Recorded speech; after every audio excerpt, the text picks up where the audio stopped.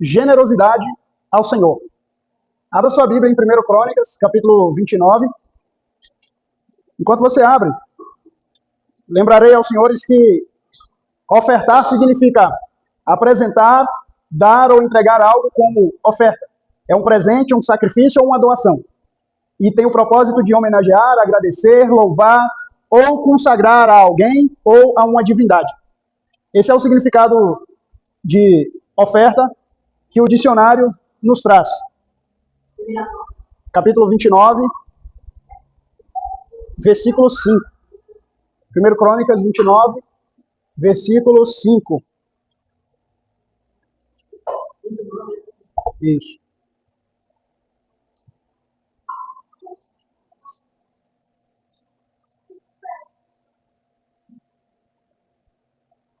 Eles disse, 1 Crônicas 29, verso 5. Eu quero que vocês atentem mais para a segunda parte do versículo. Ele começa dizendo, ouro para os objetos de ouro, e prata para os de prata, e para toda a obra de mão dos artífices.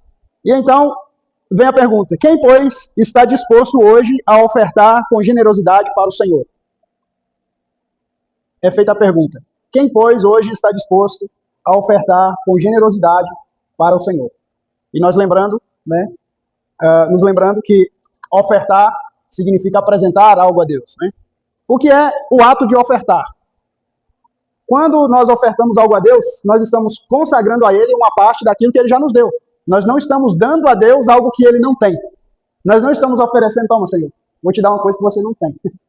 Nós estamos apenas separando uma parte que já pertence a Ele e consagrando aquela parte a Ele, reconhecendo que veio dele, aquela parte. Aquilo que Ele bondosamente, generosamente nos deu de suas mãos. Se nós possuímos algum bem é porque Deus nos capacitou a adquirir. E por isso nossas ofertas, como eu já falei, elas não são coisas dadas para um Deus que não tem nada, mas são coisas que são entregues a Deus como reconhecimento daquilo que Ele já concedeu e do reconhecimento da capacidade que Ele nos deu para adquirir aquilo também. Ou também pode representar o nosso reconhecimento de gratidão porque Ele nos permitiu administrar essa parte que pertence a Ele. É isso que significa o ato de ofertar, porque todas as coisas veem das mãos de Deus. O Salmo 24, verso 1 diz que ao Senhor pertence a terra e a sua plenitude. Tudo na terra pertence a Deus. Até nós, tudo pertence a Ele. Então nós não podemos dar nada para Deus assim como se Ele não tivesse nada. Entende? É apenas um reconhecimento das dádivas que Ele nos concedeu. No versículo 12 nós lemos aí, versículo 12 de 1 Crônicas 29, verso 12. Riquezas e glória vêm de ti. Tu dominas sobre tudo e na tua mão há força e poder.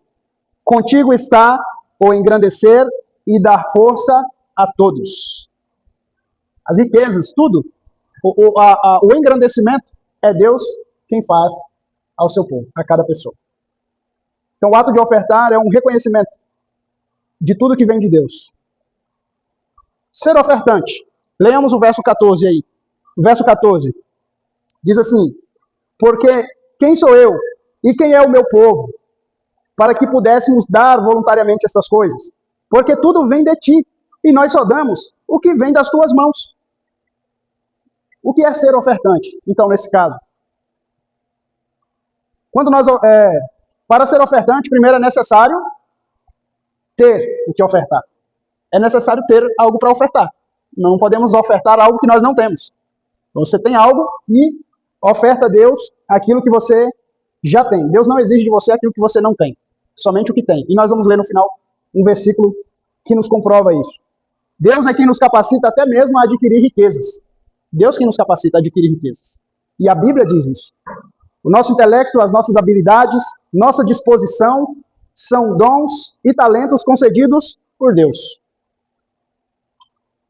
E no uso desses talentos nós adquirimos riquezas que já de antemão foram preparadas por Deus para serem nossas. Você crê nisso? Diga amém. Amém. Deus já de antemão preparou riquezas para ser do seu povo, para ser dos seus servos. Deus prepara antes de ser nossa. Deus já está preparando para você. Diga amém? Amém. Louvado seja Deus. Queridos, eu quero ler com vocês aqui, esse eu falei até para a Ângela, a mensagem hoje vai ser bem curta, mas vai ser muito significativa. Eu quero ler com vocês aqui esses versículos. Abra sua Bíblia aí em Deuteronômio 8. Deuteronômio é o quinto livro da Bíblia, né? Deuteronômio, capítulo 8.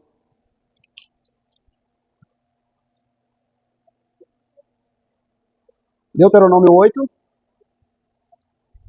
versos 17 e 18. Deuteronômio 8, versos 17 e 18. Diz assim: portanto, não pensem, a minha força e o poder do meu braço me conseguiram essas riquezas. Verso 18. Pelo contrário, lembrem-se do Senhor, seu Deus, porque é Ele quem lhes dá força para conseguir riquezas, para confirmar a sua aliança que, sob juramento, prometeu aos pais de vocês, como hoje se vê. Em palavras simples, a Bíblia está nos dizendo: lembre-se sempre do Senhor. Porque acontece muito de as pessoas esquecerem. Quando já adquirem a riqueza, vem o esquecimento de Deus. Acontece muito. Então, a Bíblia está nos advertindo: lembrem-se do Senhor. Quando essas riquezas chegarem a você, lembre-se do Senhor. Porque foi Ele quem lhe capacitou, quem lhe deu força para adquirir. Lembre-se de quando você orava por aquilo, por esse bem. Não é pecado, irmãos, desejar ter bens na vida. Eu quero ter uma casa boa. Eu quero ter um carro bom para andar. Eu quero ter um salário melhor. Eu quero, sei lá, montar uma empresa. Não é pecado desejar isso. A questão está aqui, no esquecer de Deus quando se adquire. Porque o desejo de adquirir, e muitas das vezes, vem do próprio Deus no nosso coração. Você é filho do Rei do Universo. Você pode ter essas coisas. Mas não se esqueça do seu Deus quando tiver. Não se esqueça do seu Deus quando chegar. E Deus já preparou para você. Deus já preparou para você. Abra sua Bíblia aí em Isaías. Nós vamos ler agora uma promessa maravilhosa da parte de Deus. Isaías, capítulo 45. Isaías 45. Isaías 45. E o versículo 3. Isaías 45 e o versículo 3. Isaías 45, verso 3. Diz assim: darei a você os tesouros escondidos e as riquezas encobertas, para que você saiba que eu sou o Senhor. Amém? Glória a Deus, irmãos. Eu lembro-me quando eu estava num momento difícil financeiramente. E eu estava lendo um livro, um livro ele se chama A Última Crise Financeira da Terra. E ali ele trazia esse versículo: Deus garantindo ao seu povo: eu darei a você os tesouros escondidos e as riquezas encobertas.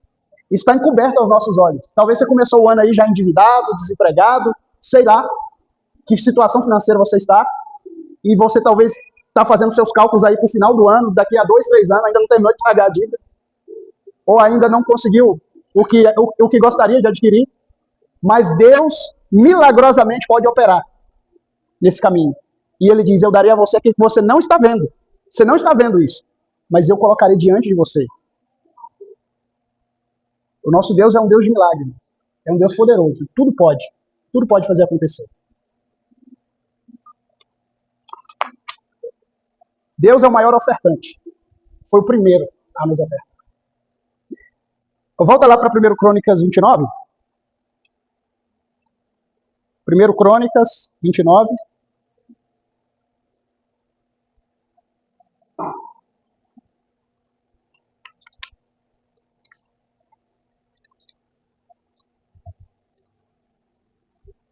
Primeiro Crônicas 29, o verso 16. Senhor nosso Deus, toda esta abundância que preparamos para edificar um templo ao teu santo nome, vem da tua mão e é toda tua. Então, antes de nós ofertarmos algo a Deus, ele está dizendo: já veio da tua mão. Já veio da tua mão, Senhor. Então, o que eu dou na tua obra, na verdade, eu não estou tirando de mim mesmo. Eu estou lhe dando aquilo que já veio de ti. Já veio das mãos dele. Já foi proporcionado por ele para esse propósito. Deus é o primeiro doador. Ressaltamos duas grandes ofertas que Deus ofereceu ao ser humano. A primeira delas, Gênesis 2:7. E o Senhor Deus soprou nas narinas do homem o fôlego da vida. A primeira grande oferta de Deus ao ser humano é a vida. Sem ela, nada mais é possível. Porque Eclesiastes capítulo 9, verso 10, o Salomão ele diz que os vivos sabem que vão morrer. Né? Na verdade, esse é o verso 5. O verso 10, ele fala assim, ó, tudo que vier à sua mão para fazer, faz-o com todas as suas forças. Porque na sepultura, para onde você vai, na sepultura é o lugar de morto. Não existe propósito, não tem nada, não tem objetivo, não tem realização nenhuma, está morto, acabou. Então a primeira coisa, grande bênção, a primeira grande oferta que Deus deu ao ser humano foi o dom da vida. Isso é tremendo. Se você tem algum propósito, você já fez, daqui para o ano que vem eu quero alcançar, sei lá, tal objetivo. Bem, eu vou precisar de recursos, precisar daquilo. Uma coisa você não pode deixar de ter, vida. Porque se você estiver morto, você não vai alcançar. A primeira coisa grande e boa, grandiosa e boa que Deus nos dá é o dom da vida. E o fôlego da vida que ele soprou no ser humano no início, ele sopra hoje em nós ainda e nos mantém. Porque Paulo declara em Atos que nele nós vivemos e nos movemos por causa dele. Ele mantém e sustenta a nossa vida. E isso ele nos dá caridosamente. E caridade é doar aquilo que a outra pessoa não tem. Nós não temos vida em nós mesmos. Então Deus, quando nos dá a vida, ele é caridoso conosco. É um ato de caridade. Caridade. Essa é a primeira grande oferta que Deus deu para nós. E a segunda grande oferta é a salvação em Cristo Jesus. João 3,16. Porque Deus amou o mundo de tal maneira que Deus, Filho unigênito, para que todo aquele que nele crê não pereça, mas tenha a vida eterna. Então ele primeiro nos deu vida, um ato de caridade. Nós não tínhamos vida. A segunda oferta, ele nos dá a vida eterna em Cristo Jesus. Generosidade. A generosidade se constitui quando você dá a alguém algo que ele já tem, mas que ele pode ter muito mais. Você já tem, Cida, uma casa, graças a Deus, no seu nome. Alguém generosamente vem, Cida, eu vou te dar mais 3 casas. Abundância. Isso é generosidade. Deus primeiro nos deu vida, então nós temos vida, que Deus nos deu. E agora ele nos dá a vida eterna, abundante, abundância, uma vida que não se acaba, não termina na sepultura, uma vida que permanece para sempre, abundante. Então Deus é caridoso e generoso conosco. Deus é caridoso e generoso conosco. Tem coisas que ele já nos deu, nós já temos, e ele quer nos dar muito mais. Eu estava lendo a Bíblia com ele nessa semana, nós estamos no propósito de ler a Bíblia toda até o final do ano, como no ano passado nós fizemos, esse ano nós queremos ler de novo a Bíblia toda. E lendo os evangelhos, vi ali a promessa de Jesus Cristo, que ele fala assim, ó, pede, porque quem pede, recebe. Peça a Deus. Aquele que bate, a porta é aberta. Se vocês, aí ele diz, se vocês que são maus, vocês são maus, vocês sabem dar coisas boas aos seus filhos, quanto mais o Pai Celestial está desejoso de dar boas coisas a vocês. Deus está desejoso de dar boas coisas a vocês. Não pense assim, Senhor, mas eu tomei atitudes erradas esse ano que passou, eu tomei atitudes precipitadas, eu mereço passar por por uma dificuldade, uma adversidade. Deus está disposto a lhe dar coisas boas, a lhe ajudar. É isso que Jesus está dizendo. Se vocês são maus, sabem dar coisas boas aos seus filhos, o Pai Celestial muito mais está desejando dar coisas boas a vocês. Peça, bata, insista com Deus. Ele é caridoso e generoso. Aleluia? Amém. Porque Deus amou o mundo de tal maneira que deu o seu Filho unigênito para que todo aquele que nele crê não pereça, mas tenha vida eterna. Se Deus deu o seu próprio Filho, o que são as outras coisas para ele? Ninharia, micharia. É coisas fáceis, simples, que para nós pode ser uma coisa muito difícil, Senhor. É tão difícil, vai ser tão difícil eu alcançar esse objetivo. Para Deus é simples. No estalar de dedos. Às vezes você está procurando um emprego e entra no aplicativo e vai no Cine, e aí Deus fala, não, meu filho, Manda o camarada lá na tua porta te procurar. Segunda-feira tu tá empregado, viu? Passa lá na empresa. Tu vai trabalhar. Vê se tá querendo vender um terreno, vender alguma coisa assim, desesperado. E Deus manda alguém assim, eu tô procurando um terreno assim, tô procurando um bem assim, assim. Manda lá na tua porta. Manda lá onde você está no teu trabalho. Deuteronômio 28, Deus fala assim que, de acordo com a tua obediência a Deus, aquelas bênçãos te perseguirão. Essas bênçãos vão até você. Eita, Deus maravilhoso. Glória a Deus. Irmãos, Deus é bom demais. Deus nos dá vida e riquezas. Com generosidade.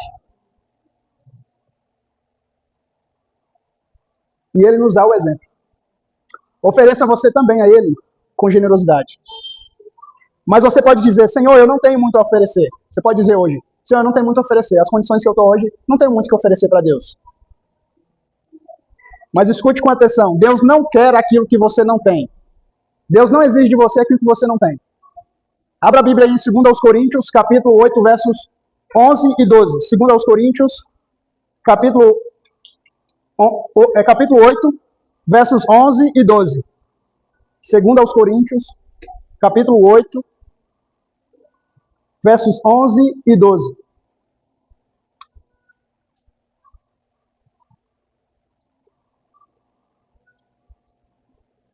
Capítulo 8, versos 11 e 12. Terminem agora a obra começada, para que assim como mostraram boa vontade no querer, assim também completem essa obra, dando de acordo com o que vocês têm. Verso 12. Porque se há boa vontade, a oferta será aceita conforme o que a pessoa tem, e não segundo o que ela não tem.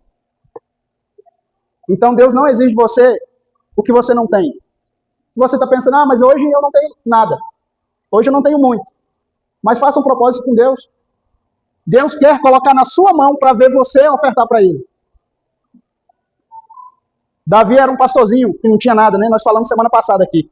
Pastorzinho que não tinha nada, que era um Zé Ninguém, como nós costumamos dizer. Era um zero à esquerda, que não tinha, de acordo com a visão humana, não tinha nem chance de ser o rei de Israel. Mas ele tinha uma coisa. Ele tinha o desejo de fazer grandes obras para Deus. E alimentando essa fé, Deus fez o que fez na vida de Davi. E Deus está desejoso de fazer na nossa também.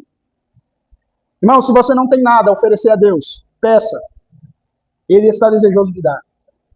Peça a Deus. Ele está disposto. Ele é o seu Pai. Ele é o dono da prata e do ouro. Ageu 2:8. Ele pode lhe dar.